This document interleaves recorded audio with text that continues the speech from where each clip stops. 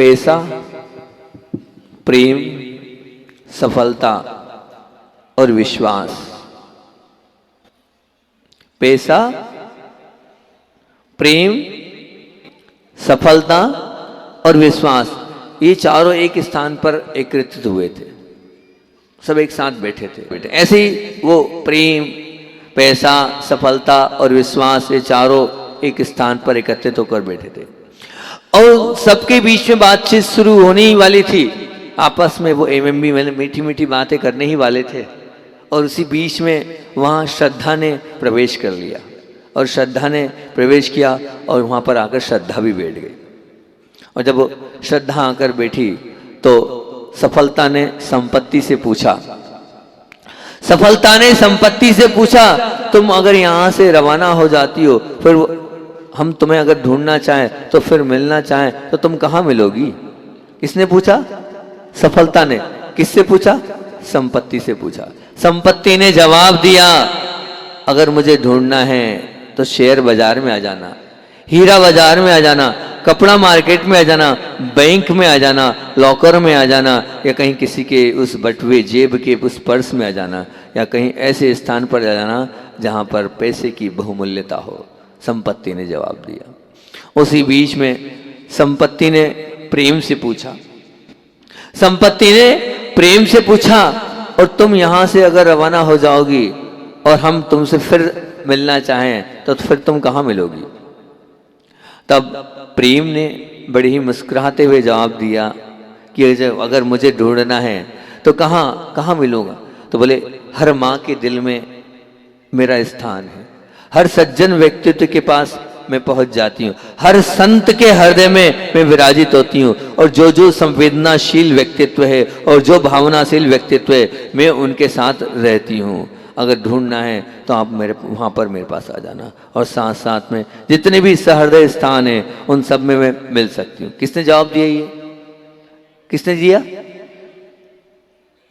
अरे बोलो ना, प्रेम ने। हाँ, तो प्रेम ने जवाब दिया।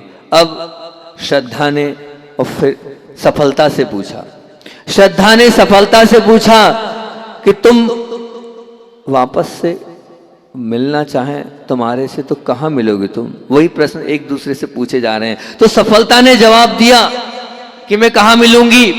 सफलता ने बोला, मनोबल जिनका मजबूत हो और पुरुषार्थ का सातत्य जिनके पास सुरक्षित हो, ऐसे तमाम व्यक्तियों के जीवन में मैं वापस मिल सकती हूँ। अगर मुझे ढूंढना है तो कहाँ, किनके पास? जिनका मनोबल मजबूत हो। सफलता उनके पास होती है जिनका पुरुषार्थ की सातत्य बहुत मजबूत हो, उनके पास होती है। उनके पास क्या, कौन मिलेगा? कौन मिलेगा? सफलता। उसी बीच प्रेम ने श्रद्धा से पूछा, और तुम्हारी यहाँ पर अगर अनुपस्थिति है और हम पुनः उपस्थिति प्राप्त करना चाहते हैं और तुम्हें आमंत्रण देना चाहते हैं तो हमें कहाँ आना होगा? तो श्रद्धा ने प्रेम को जवाब दिया। श्रद्धा ने प्रेम को जवाब दिया, जिस हृदय में बहुत ध्यान से सुनना क्या बोला है। श्रद्धा ने क्या बोला प्रेम से? कि जिस हृदय में समर्पण भाव की पुनः प्रतिष्ठा हो जाती है उस हृदय में वापस मिल जाऊंगी, वापस वहीं मिलूंगी जहां पर क्या होगी? श्रद्धा क्या बोल रही? समर्पण। वहां समर्पण होगा तो श्रद्धा हो जाएगा। अब ये जो पैसा है, सफलता है, प्रेम है, संपत्ति है, ये और शायद श्रद्धा है, इन सब ने एक साथ मिलकर विश्वास से प्रश्न किया। किससे किया प्रश्न? विश्वास से प्रश्न किया कि आप यहां से चले गए और मान लीजिए आपसे हमें मिलना है तो आप फिर कहां मिलोगे? विश्वास सुनकर भी मौन हो गया, कुछ नहीं बोला, एक भी कुछ बोल भी नहीं रहा है। अरे हमने आपसे ही पूछा है, आप क्या सुन नहीं रहे हो? कान बंद करके बैठे हो क्या? आप बताओ तो आप कहां मिलोगे?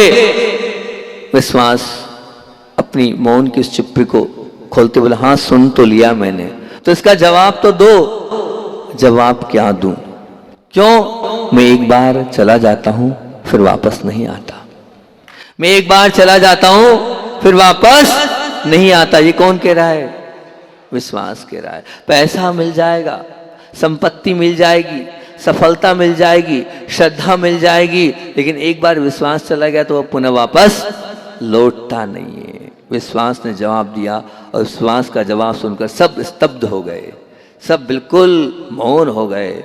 एक अपेक्षा से कहना हो तो कहा जा सकता है कि तीन चीजें ऐसी हैं, तीन चीजें ऐसी हैं जो जिस स्थान में उपस्थित नहीं होती, मतलब ध्यान रखना ये तीन चीजें, मतलब ऐसी जो बता रहा हूं कि जिन स्थानों में उपस्थिति नहीं होती तो उन स्थानों का अस्तित्व या तो नष्ट हो जाता है या मूल्यहीन बन जाता है। ये तीन चीज जब है ना, अगर मान लो चली जाती तो उसका क्या होता है, या तो अस्तित्व चला जाएगा या मूल्यहीन बन जाएगी। जैसे उन तीन चीजों में सबसे पहली चीज है श्रद्धा। अध्यात्म जगत में यदि ये गायब हो जाती है तो संपूर्ण अध्यात्म जगत मूल्यहीन बन जाता है। बिना श्रद्धा के ये अध्यात्म जगत नगण्य है, जीरो है, कोई काम का नहीं। और दूसरी चीज है प्रेम। तो दूसरी चीज प्रेम क्या है? संबंध जगत में प्रेम की होने वाली विदाई जगत को बसंत ऋतु के पतझड़ के समान बदल देती है, ये निश्चित मान के चलना। और आगे बढ़े तो तीसरी चीज है विश्वास। व्यवहार जगत में विश्वास का ही क्या है? वही सब कुछ है, वही जान है। और अगर वो उसकी विदाई हो गई तो वो तबाही मचा देती है। अगर विश्वास एक बार समाप्त हो जाता है तो सब कुछ समाप्त हो जाता है। और मैं बहुत अच्छी बात आज आप लोगों के बीच में करने के लिए बैठा हूँ, बहुत अनोखी बात आप लोगों के बीच में करने के लिए बैठा हूँ, क्योंकि इसमें भी यदि अल्प बहुत का अगर हम विचार करें तो उसमें श्रद्धावान सबसे कम मिलेंगे। एकदम अलग बात बोल रहा हूँ, श्रद्धावान सबसे कम मिलेंगे। क्यों महाराज जी? क्लियर करूंगा मैं बात को। उसके बाद उससे अगर अधिक चाहिए और उससे अधिक आप कौन होते हैं? तो बोले अगर श्रद्धावान सबसे अधिक कम है, उससे अधिक कौन है? बोले प्रेम करने वाले उससे अधिक है। और बोले उससे अधिक कौन है? तो बोले उससे अधिक वो जो है वो विश्वसनीय सबसे अधिक है। मतलब श्रद्धा वाले कम, प्रेम वाले उससे अधिक, और उसके बाद विश्वसनीय वाले को और क्या हो गया? और अधिक। ऐसा क्यों? क्लियर कर रहा हूं कि श्रद्धा के केंद्र में अध्यात्म जगत होने से वो सबसे छोटा है, और प्रेम के केंद्र में संबंध जगत होने से वो थोड़ा बड़ा है, और विश्वास के केंद्र में व्यवहार जगत होने के कारण सबसे बड़ा है। क्या बोल रहा हूं? विश्वास के केंद्र में व्यवहार जगत होने के में सबसे बड़ा है। देखो निश्चित मान के चलना, आज हम जो जी रहे हैं सिर्फ व्यवहार जगत से जी रहे हैं, और व्यवहार जगत से हमारा पूरा मामला चल रहा है। पश्चिम देश के एक प्रसिद्ध चिंतक ने लिख दिया है कि अगर मुझे 100 पृष्ठ की पुस्तक लिखने को कहा जाए तो मैं 2 पृष्ठ में ही अपनी पूरी किताब को लिख दूंगा, और उन दोनों पृष्ठों में प्रत्येक पृष्ठ पर एक ही वाक्य लिखूंगा, हर लाइन पर एक ही चीज लिखूंगा। क्या? विश्वास रखो, विश्वास रखो और विश्वास की वफादारी निभाओ। क्या? विश्वास रखो और विश्वास की वफादारी निभाओ। इससे पता चल जाएगा कि विश्वास किस हद तक अमूल्य होगा। और बात भी समझ में आए, ऐसी ही है। बताओ ऐसी है कि नहीं है? मुझे अगर मान लो कहीं जाना है, मान लो कहीं टैक्सी से आपको कहीं अन्य गंतव्य स्थान तक जाना है। अब वहां आपको जाना है तो जो टैक्सी चालक है अपने जहाँ भी आपको जाना है, अब आपको उस टैक्सी में बैठना है। मान लीजिए यहाँ से आपको इंदौर जाना है, तो अब इंदौर तक जाना है, तो अब टैक्सी वाले की, उस टैक्सी ड्राइवर के चालक पर आपको वफादी पर आप उसको विश्वास करना ही नहीं, ये सही सलामत तक पहुँचा देगा, ये लूटेगा पीटेगा नहीं, ठोकेगा नहीं, इतना तो विश्वास करना ही होगा। और टैक्सी चालक भी यदि अपने परिवार को अच्छी तरह से पालन पोषण करना चाहता है तो मेरे द्वारा उस पर किए गए विश्वास को उससे चरितार्थ करना होगा। पूरा जीवन विश्वास से चल रहा है। लेकिन एक बहुत अच्छी बात और आपसे कह रहा हूँ कि अन्न से जल का उपयोग ज्यादा होता है। अन्न है, अन्न से आप अपने जीवन में जल का उपयोग ज्यादा करते नहीं करते? बोलो हाँ या ना? करते हो। और जल से भी अगर ज्यादा उपयोग होता है तो शुद्ध ऑक्सीजन का, जल से भी ज्यादा आवश्यकता का है कि ऑक्सीजन का ज्यादा उपयोग होता है। मतलब अन्न के बाद जल, और जल के बाद क्या? ऑक्सीजन। इसी प्रकार जीवन में श्रद्धा से प्रेम का उपयोग ज़्यादा होता है। श्रद्धा से ज़्यादा प्रेम करते हैं लोग। श्रद्धा बहुत कम होती है लोगों की, श्रद्धा कमज़ोर होती है। श्रद्धावान लोग बहुत कम मिलेंगे आपको। यहाँ जितने लोग बैठे हैं वो भी गिनती के श्रद्धावान लोग मिलेंगे, और श्रद्धा के बाद प्रेम वाले और अधिक मिलेंगे। और अब प्रेम से भी, प्रेम ध्यान रखना बिल्कुल बहुत अच्छी बात है कि क्योंकि उसका उपयोग ज़्यादा होता है, और प्रेम से विश्वास का उपयोग कई गुना ज़्यादा होता है।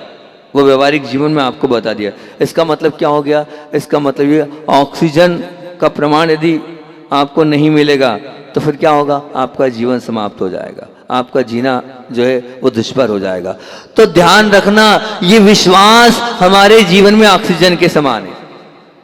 ये विश्वास हमारे जीवन में ऑक्सीजन के समान है। अगर ये विश्वास हमने एक दूसरे का खत्म कर लिया तो पूरा मामला बिगड़ जाएगा, हम जी नहीं पाएंगे। जैसे ऑक्सीजन के बिना हमारा दम घुटता है, इसी प्रकार हमने एक बार विश्वास समाप्त कर लिया तो हम घुटते घुटते अपने जीवन को समाप्त कर लेंगे। हमें सब कुछ समाप्त करना है, लेकिन हमारा विश्वास समाप्त नहीं होना है। क्योंकि विश्वास, ध्यान रखना, जैसे अकाल तो शायद 2-5 सालों में आता है, भूकंप तो शायद, जो भूकंप है वो शायद 25-50 सालों में आता है, और सुनामी भी शायद 10-20 साल में आती है। परंतु वर्तमान काल में विश्वास के क्षेत्र में जो भूकंप आया है उससे कितने कितने क्षेत्रों को उसने छेड़ा नहीं, ये बहुत बड़ा सवाल है। ऐसा भूकंप आ जाता है, सब कुछ समाप्त कर देता है। अगर विश्वास समाप्त तो जिंदगी के एक दूसरे के संबंध में इस प्रकार की दरार आ जाती है, उस दरार को हम चाहें तब भी भूल नहीं पाते।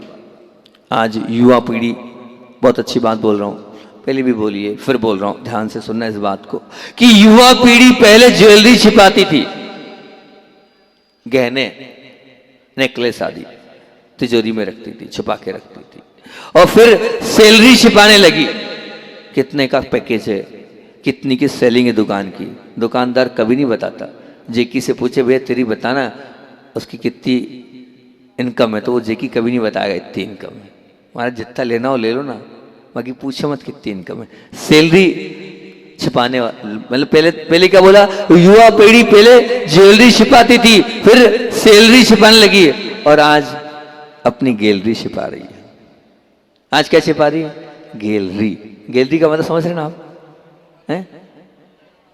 हाँ, सेलू भैया ने बोल दिया मोबाइल की गैलरी, वो भी छुपाते अपनी पत्नी से, वो भी छिपाते हैं अपनी पत्नी से गैलरी, नहीं छुपाते। बहुत बड़ी, मैं मजाक करता हूँ, अन्यथा मत लिया करो। तो क्या बोल रहा हूं कि पहले ज्वेलरी छिपाते थे, फिर सैलरी छिपाते थे, और अब ज्वेलरी तो बताते हैं और सैलरी भी बताते हैं, लेकिन गैलरी छिपाते हैं। लेकिन क्या छिपाते हैं? गैलरी छिपाते हैं। आज सच में सच कह रहा हूं आपसे कि युवा पति पत्नी भी एक दूसरे की गैर मौजूदगी मिलती है और एक दूसरे की मोबाइल चेक करने लगते हैं। होता है। अरे आज आरोन के थोड़े बहुत, अब आपकी उम्र जो है ना वो ज़्यादा हो गई है, इसलिए मामला नहीं है। तो नई जो विवाह हुआ ना उनसे पूछना, वो यही काम करती है कि फट से मोबाइल देखती है, क्या है इनके मोबाइल में। पति भी पत्नी का देखता है, पत्नी भी पति के देखते हैं। ये स्थिति है। अब मानना युवा पीढ़ी जो इस प्रकार के गैर मौजूदगी में मोबाइल देख रही है, और वहम की वजह से, उस वहम की वजह से तलाक के केस हो रहे हैं, और बढ़ तो रहे तलाक के साथ साथ में आत्महत्या भी हो रही है, और आत्महत्या नहीं हत्या के किस्से भी इसी के कारण बढ़ रहे हैं, सिर्फ एक वहम और एक विश्वास टूट जाने के कारण। यहाँ तक कि ये छोड़ दो, आजकल तो बच्चों का भी ने भी इसमें भाग ले लिया है, और बच्चों के लिए भी आजकल माता पिता क्या करते हैं, जो कॉलेज में पढ़ने वाले बच्चे उनके लिए क्या कर रहे हैं, उनके लिए जासूस लगाकर उनकी पूरी जांच परख करा रहे हैं। ध्यान रखना, जैसे शरीर, अप टू डेट कपड़े विश्वास गवा देते हैं, निश्चित मान के चलना। जिम्मेदार व्यक्ति जो होता है उसके वचनों पर भी विश्वास टूट रहा है। आज आपके कपड़ों को देखकर विश्वास टूट रहा है कि क्या आप कपड़े पहन रहे हैं, उस कपड़ों को देखकर निश्चित रूप से इस प्रकार की वो वस्त्र हैं, उससे विश्वास टूट रहा है। जिम्मेदार व्यक्ति भी के वचनों पर भी आज विश्वास टूट रहा है, और इज्जतदार लोग भी शक के दायरे में आ रहे हैं। इज्जतदार बहुत अच्छे लोग हैं, लेकिन वो भी काहे के शक के दायरे में आ रहे हैं। और कुछ व्यक्तियों के तो शालीन व्यवहार पर भरोसा ही नहीं रहा कि नहीं ये सचमुच में ऐसा होगा। अगर हम सच में आपसे बात करें तो वस्त्र विश्वास समाप्त करते जा रहे, वचन से विश्वास समाप्त होता जा रहा है, व्यक्ति पर विश्वास समाप्त होता जा रहा है, व्यवहार पर विश्वास समाप्त होते जा रहा है, ये सब कुछ समाप्त होता चला जा रहा है। ये चिंताजनक गिरावट हमारे विश्वास में आती चले जा रही है। और हमारे जो निश्चित ध्यान रखना, याद रखना, अगर इरादों की श्रेष्ठता हमारे भीतर पड़ी है तो विश्वास की गुणवत्ता तय होती है। अगर हमारे इरादों में श्रेष्ठता है, अच्छे हैं, तो निश्चित मानना कि हमारे अंदर विश्वास की गुणवत्ता और मजबूत तय होगी। लेकिन ध्यान रखना, बहुत अच्छी बात बोल रहा हूं कि तालाब में बगुला कितना शांत दिखता है। तालाब में देखा आपने बगुला बहुत शांत दिखता है, कितना स्थिर दिखता है, बहुत स्थिर दिखता है। लेकिन ध्यान रखना, उसकी शांति के पीछे और उसकी स्थिरता के पीछे एक ही इरादा होता है, मछलियों को निगल जाने का। और उसकी स्थिरता पर और शांति पर समझदार मछली कभी विश्वास नहीं करती है, बिल्कुल भी विश्वास नहीं करती है। निश्चित मान के चलना। आदतें, बहुत सुंदर बात बोल रहा हूं कि आदतें एक अपेक्षा से तस्वीर जैसी होती है। थोड़ी गहरी बात है, समझना पड़ेगा, मेरी बात पर ध्यान देना, बहुत गहरी बात बोल रहा हूं कि आदतें एक अपेक्षा से तस्वीर जैसी होती है, जिसके बारे में आसपास वाले सबको पता चल जाता है। क्या बोल रहा हूं? आदतें एक प्रकार से तस्वीर जैसी होती है। आपकी कोई आदत है, आपको सिगरेट पीने की आदत है, आपको तंबाकू खाने की आदत है, आपको और भी कोई आदत है, तो वो एक तस्वीर जैसी होती है ना, वो आसपास वाले सबको पता चल जाती है। और जबकि नीयत एक्सरे जैसी होती है, जिसका पता जानकर पता चलता है कि वास्तविकता, मतलब जो जान सकता है उस एक्सरे को, वही पता जानकर ही निकाल सकता है कि वास्तविकता क्या है। तो इसका तात्पर्य क्या है? इसका तात्पर्य यही है कि जो सब दिखता है, जिसको पता है, सबको चलता, उसे अच्छा रखने में कोई खास दिक्कत नहीं होती है। परंतु जिनकी जानकारी खुद को अथवा दो चार लोगों को है, उसे अच्छा रखने में तो बहुत मेहनत करना पड़ती है, उसके लिए तो बहुत पसीना बहाना पड़ता है। क्या हुआ इसका तात्पर्य? इसका तात्पर्य ये होगा कि नियत से ही पूरा मामला बिगड़ेगा। विश्वास की वफादारी या विश्वास का घात अधिकतर नियत पर निर्भर होता है। और यदि नियत आपकी साफ है तो विश्वासघात नहीं होगा, और अगर आपकी नियत साफ नहीं है तो निश्चित मान, क्योंकि हम नियत पता नहीं कर पाएंगे, बाकी चीज तो पता कर पाएंगे, लेकिन आपके अंदर की क्या नियत है, उस नियत की जानकारी हमारे पास नहीं हो पाएगी। यदि आपके अंदर कुटिलता है तो मौका मिलते इंसान विश्वासघात कर देता है, और वो विश्वासघात कर दिया मतलब आपकी नियत खराब है। अति आग्रह करके अगर मान लो आप कर भी रहे हैं तो निश्चित, क्योंकि आपकी अंदर से क्या नियत है, क्या आपके अंदर चल रहा है, हम नहीं जान पाएंगे। और जब हम उस चीज़ को नहीं जान पाएंगे तो हम अंदर तक नहीं पहुंच पाएंगे। नहीं, बिल्कुल ध्यान रखना, हमेशा अपनी नीयत को बहुत अच्छा रखना। जिनकी नीयत खराब होती है उनकी नीति खराब हो जाती है, उनका आने वाला कल खराब हो जाता है, उनका भविष्य समाप्त हो जाता है, वो कभी जीवन में सक्सेस नहीं हो पाते, हो भी जाते हैं तो सुख और शांति का अनुभव वो नहीं कर पाएंगे। इसलिए नीयत खराब मत करना, नीयत को अच्छी रखना, और विश्वास को कभी तोड़ना नहीं। क्योंकि मान लीजिए अगर आपने किसी को बुला लिया घर पर कि भैया आना भोजन करना, अब वो आ भी गया आपसे भोजन करने, और वो बोल रहा है कि भैया मैं तो जो हूँ आना नहीं चाहता था, पर तुम्हारे बहुत निवेदन पर आ गया। आप ऐसा क्या बनाया भोजन में? बोले स्वादिष्ट मिठाई परोसने वाला हूँ।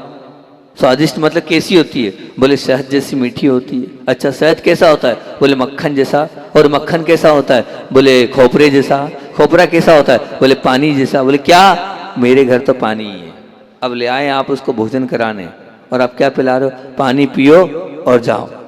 तो ऐसा कहीं मत करना कि विश्वास के साथ आपके पास कोई आया है कुछ लेने के लिए, और आपने विश्वास दिला के बुलाया है और आपने क्या कर दिया है, उसको जो चाहिए था वो नहीं दिया। ऐसा धोखा मत करना। अगर ऐसा धोखा किया तो ठीक नहीं है। क्योंकि एक बात याद रखना, बहुत सुंदर बात बोल रहा हूँ, ये भी मार्के की बात है कि क्रीम कोटेशन भी कर सकते हैं आप इसको चाहे तो आज का, कि याद रखना आत्मविश्वास इतना मजबूत आधार है कि जिस पर व्यक्ति का व्यक्तित्व टिक जाता है। विश्वास की बात चल रही है। आज का जो मेरा पूरा प्रवचन है सिर्फ एक ही बिंदु को लेकर है, काय पर है? विश्वास पर।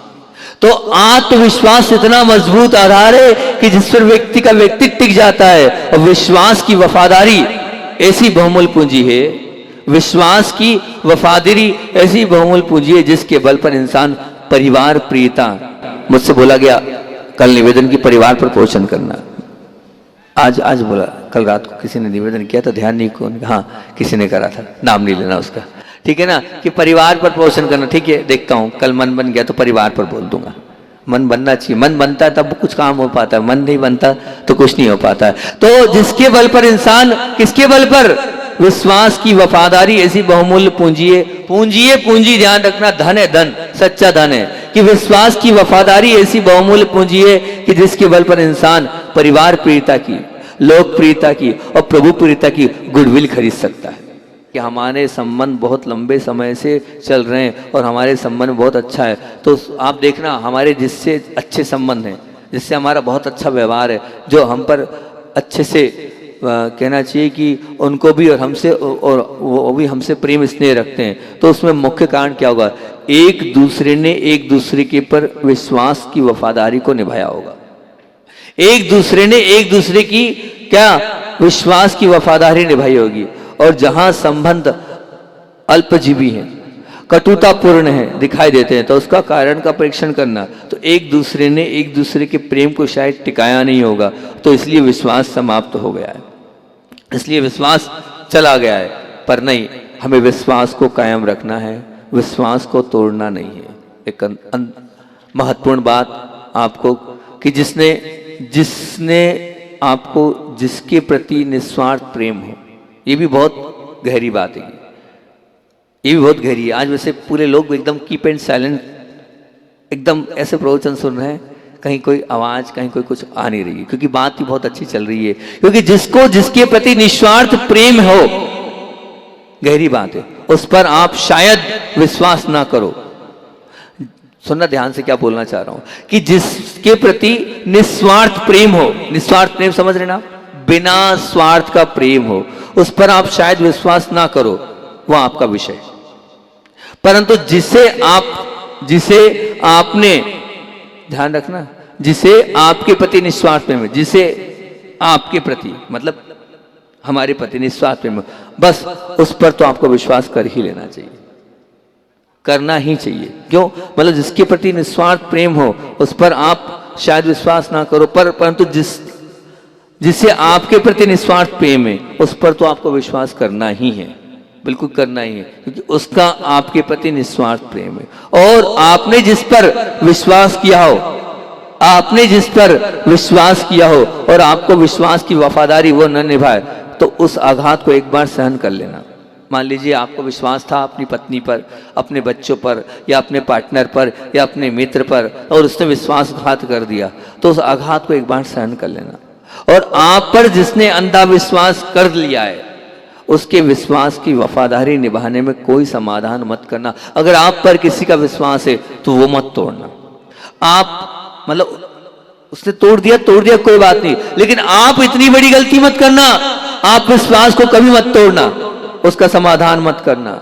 अगर आपने विश्वास तोड़ दिया तो पूरा मामला बिगड़ जाएगा। नहीं, आप सब करना, लेकिन विश्वास को बिल्कुल मत तोड़ना। हमसे अंतिम बात बोल रहा हूं, बहुत सुंदर सी बात बोल रहा हूं, कि हम में से बहने वाला और हम में से प्रवेश करने वाला विश्वास के जल का, अगर हम उस जल को हमने निर्मल रख लिया, तो समझ लेना हमने अपने आप को निर्मल बना लिया। हमारे अंदर विश्वास का जल निर्मल और पवित्र होना चाहिए, और अगर वो है तो हमने प्रतिपल, अगर उसके प्रति सजग बने रहे और हमने विश्वास को कायम रखा, तो सचमुच में हमने अपना जीवन जी लिया और हमने अपने जीवन को उत्कृष्टता की ओर ले आए।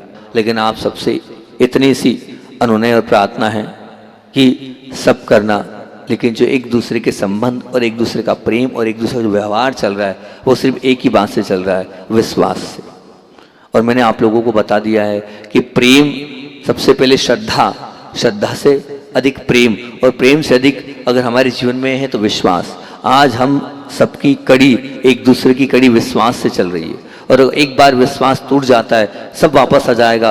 वो प्रेम भी वापस आ सकता है, वो श्रद्धा भी वापस आ सकती है, वो समर्पण के माध्यम से हम उस संपत्ति को भी ले आएंगे, सब चीज़ों को ले आएंगे। लेकिन विश्वास को लाने में दम लग जाता है, खम लग जाता है, ताकत लग जाती है, और विश्वास जाने के बाद बार बार नहीं आ पाता है। मैंने देखा पूज्य गुरुदेव को, अंदर तक उतर के देखा गुरुदेव को। एक बार आचार्य श्री जी की नज़र से जो व्यक्ति उतर जाता था, आचार्य श्री लाख प्रयास करते थे, उसके बावजूद भी वो व्यक्ति व्यक्तित्व के रूप में नहीं उभर पाता था। ये मैंने देखा हैगा। एक बार जिसने गुरु जी को धोखा दिया, एक बार जिसने गुरु जी की बात नहीं सुनी, वो अपने आप में सब कुछ बर्बाद हो जाता है उसका, क्योंकि उसने गुरुदेव का विश्वास तोड़ दिया।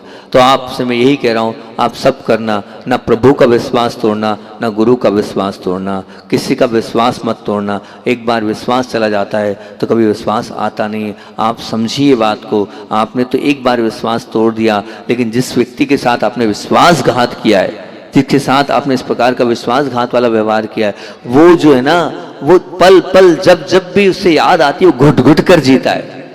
वो सिर्फ एक मुर्दे की वक्त खड़ा रह रहा है। क्यों? क्योंकि उसको धोखा दिया है आपने, उसको पीड़ित किया है आपने, उसके साथ आपने जो व्यवहार किया वो गलत किया है। आप ये मत मानना कि आप जो विश्वासघात कर रहे हो उसे पता नहीं है। ध्यान रखना, आज नहीं तो कल उसको तो पता चलेगा ही भैया। उसको तो मालूम पड़ेगा ही कि मेरे साथ विश्वासघात हुआ है, मेरे साथ गलत हुआ है, मेरे साथ जो व्यवहार किया जा रहा है वो ठीक व्यवहार नहीं किया जा रहा है। तो ये विश्वासघात की इस प्रक्रिया में हमें आगे बढ़कर हम एक ही काम करेंगे, किसी का विश्वास नहीं तोड़ेंगे। बोलो बच्चों, जितने यहाँ लोग अपने माता पिता का विश्वास तो नहीं तोड़ोगे ना तुम? जितने बच्चे यहाँ बहनें बैठी हैं, जितने बच्चे यहाँ भाई लोग बैठे हैं, इतना ही नियम ले ले कि हम अपने माता पिता का विश्वास नहीं छोड़ेंगे। जितनी माताएं बैठी है और जितने पति लोग बैठे हैं, सब समझ जाइए इनडायरेक्ट रूप से मैं क्या कहना चाहता हूँ, कि सब करेंगे लेकिन अपनों का विश्वास नहीं तोड़ेंगे। जिनके साथ हम जी रहे हैं उनके साथ विश्वासघात बिल्कुल भी नहीं करेंगे। अभी तक हो गया, लेकिन आगे ध्यान रखना, हमारे उपकारी और जिनके साथ हम जीवन जी रहे हैं उनको धोखा मत देना। वो धोखा उनको नहीं होगा, वो धोखा तुम्हारे लिए, अपने लिए होगा। वो धोखा किसी और के लिए नहीं होगा, वो धोखा तुम्हारे अपने लिए होगा। आज रात भर का चिंतन था मेरा विश्वास के ऊपर। पूरी रात शब्दों को सजोकर आपके सामने प्रस्तुत कर रहा हूं कि ये आज मन विश्वास पे था। क्योंकि हम कैसे हो रहे, वो पर मैंने बोला था डू नॉट फीलिंग, मैं बोल रहा हूँ फेथलेस जीवन हमारा नहीं होना चाहिए, बिल्कुल नहीं। फेथ तो होना चाहिए, विश्वास तो होना चाहिए। डोंट बी फेथलेस, नहीं, फेथलेस से रहित हमारा जीवन होना चाहिए। हमारे पर इतना विश्वास सबको होना चाहिए कि नहीं, वो खड़े हैं, काम हो गया, वो बोल रहे हैं, काम हो गया, वो वाली बात होनी चाहिए। एक दूसरे के विश्वास से ही हमारे जीवन में प्रेम बढ़ेगा, वात्सल्य बढ़ेगा, स्नेह बढ़ेगा, और साथ साथ में अपने जीवन को उत्कृष्टता की ओर ले जा पाएंगे। और परोपकार पर्व, उसके बिंदु भी आपको दे दीजिए, बाद में कभी उस पर चर्चा करूंगा। पहले हालांकि इतना तो बता ही दिया, प्रेम मतलब 7 दिन में एक बार आपको क्या करना है, सबको क्या बोलना है, सबसे क्या बोलना है। एक दिन आपको घृणा नहीं करना, दुर्भावना नहीं रखना, बुराई नहीं रखना, उपेक्षा नहीं करना, सबके लिए साथ सिर्फ प्रेमपूर्ण व्यवहार करना है। और एक दिन आपको सप्ताह में एक दिन, 7 दिन में एक दिन आपको परोपकार पर्व बनाना है। और उस दिन किसी को समय दान दे देना, किसी को संपत्ति दान दे देना, किसी को शब्द दान दे देना, अच्छे से बोल देना, किसी को मुस्कुराहट का दान दे देना, तो बहुत अच्छी बात है। प्रमुख बात मैंने बोली है कि हम सब करेंगे लेकिन विश्वास नहीं तोड़ेंगे। बोलो, कमिटमेंट कर रहे हो? बोलो, विश्वास नहीं तोड़ोगे बोल रहे हो? ना प्रभु से, ना गुरु से, और ना अपने साथ में रहने वालों के साथ हम धोखा नहीं देंगे। बाकी दुनिया को तो धोखा दे देंगे, लेकिन जिनके साथ हम जीवन जी रहे हैं, आप ग्राहक को तो धोखा दिन रात दे रहे हो, ठीक है, वो काम है आपका, दो धोखा। लेकिन अपनी पत्नी को मत दो, अपने बच्चों को मत दो धोखा, अपने पति को धोखा मत दो, अपने साथ में अपने जो गुरु रह रहे उनको धोखा मत दो। इनको धोखा दोगे तो क्या होगा? निश्चित आप लोग सब कमिटमेंट कर रहे हैं कि हम एक दूसरे का विश्वास नहीं तोड़ेंगे। बोलो पक्का? बोलो हे महाराज जी, हाथ जोड़ो जल्दी से, बोलो हे महाराज जी, हम वचन देते हैं कि किसी का भी विश्वास हम नहीं तोड़ेंगे, विश्वासघात हम नहीं करेंगे, धोखा किसी को नहीं देंगे। बोलिए आचार्य वन विद्यासागर जी महामुनि राज की।